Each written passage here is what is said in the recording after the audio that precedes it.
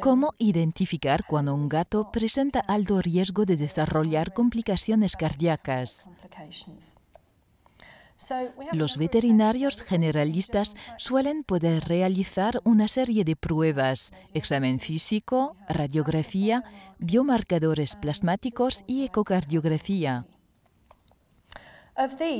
En el examen físico, podemos detectar un gato con alto riesgo únicamente por el tipo de soplo que presentan.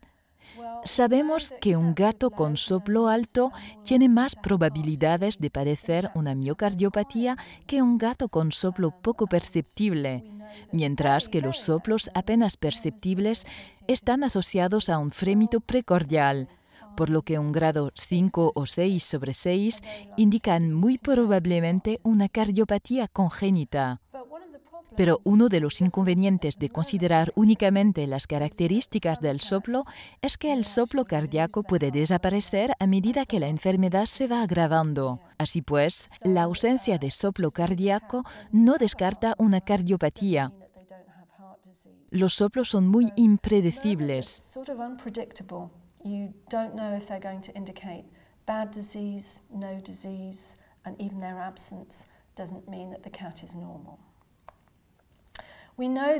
Los gatos que han desarrollado una insuficiencia cardíaca tienen muchas menos probabilidades que los gatos asintomáticos de tener un soplo.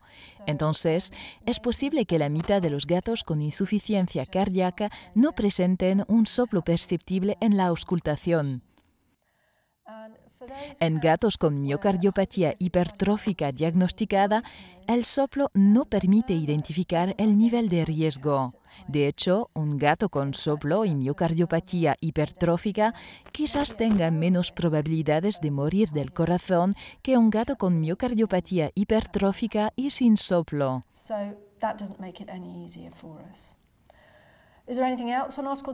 ¿Hay algo más que podamos observar en la auscultación?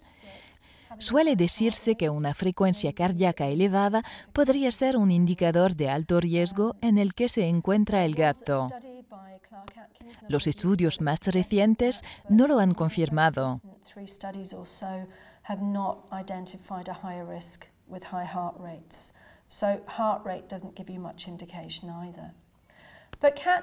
Pero los gatos con ritmo de galope sí que parecen presentar un mayor riesgo, por lo que el galope es un indicador fiable del alto riesgo de insuficiencia cardíaca o tromboembolismo, siendo aún mayor el riesgo para gatos con una arritmia perceptible. Por tanto, a gatos con ritmo cardíaco irregular habría que realizarse más pruebas, como un ECG, para intentar identificar el tipo de arritmia responsable. Puede utilizarse la radiografía. Un gato con cardiomegalia en las radiografías tiene mayor probabilidad de padecer una miocardiopatía estructural seria. Muchos gatos con miocardiopatía hipertrófica presentarán cambios relativamente sutiles en las radiografías torácicas, pero una vez que se agranda la aurícula izquierda, es más fácil identificar la cardiomegalia. You're more likely to be able to identify cardiomegaly.